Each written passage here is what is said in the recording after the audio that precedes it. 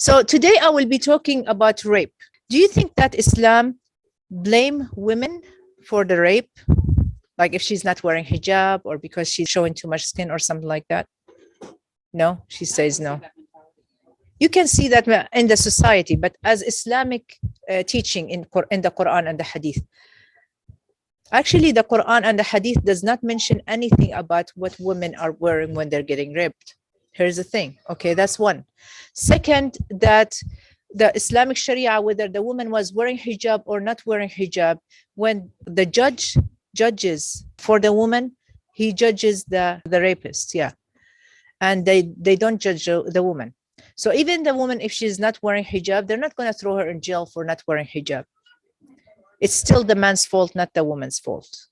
And I'm talking about right now from an Islamic Sharia, from legislations, from law. Okay, we're going to talk about the emotional and the mental issues in just a second. That would be after this. But from the legislation, from the law does not discriminate whether the woman was wearing hijab or not. If we look at the statistics of the rape of the countries, you will see that the most countries that they have the highest percentage of rape are not Muslim countries. Let me go ahead and click on this link. I will show you. So this over here, it shows you that number one country that has rape are South Africa, Botswana, Lesotho, Switzerland, Bermuda, and so on, Sweden, and so on. And the more you go down in the list, but then after that, on the bottom, where you see the Islamic countries. So what does that tell you? You see Egypt on the bottom, you know, Azerbaijan is on the bottom, Lebanon in the bottom, Turkmenistan, those are all Muslim countries, right? So what does that tell you? The countries of freedom, that you can wear whatever you want and so on, they have the highest percentage of rape. So it has to be not only men, it has to be also in both sides. Right, there are rapists, they would be like watching that woman and they will try the weakest point where they can grab her and do whatever they want with her.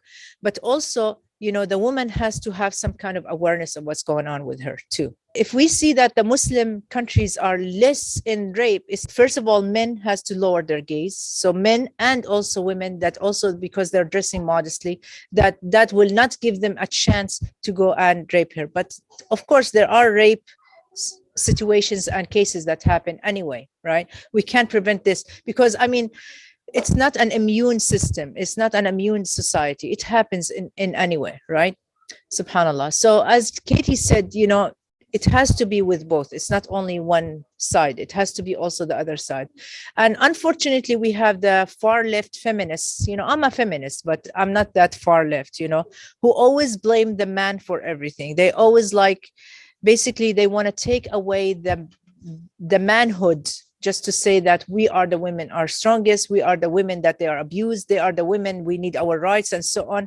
And they forget that sometimes they also abuse. You see what I'm saying? There is a movement though, bringing awareness to abuse. Me too. On the men's side too. No. On the men's side. On the men's side. Yeah. So men who are being abused, they're talking about it more now. Yeah. And opening up, because men were embarrassed to say anything about it before because it makes them seem less manly too.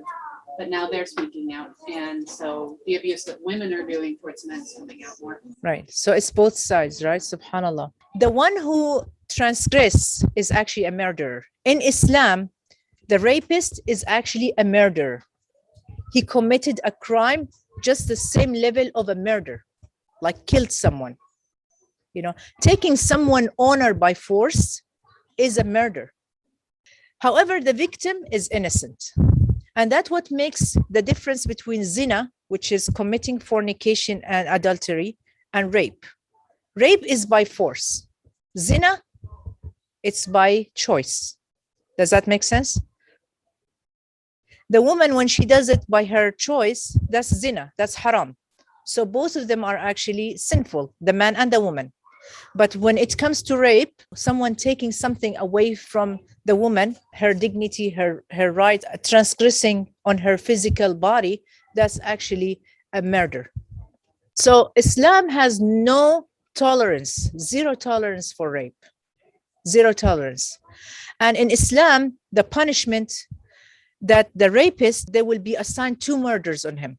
He will be guilty of 2 murders. The first murder is committing the adultery itself, the zina.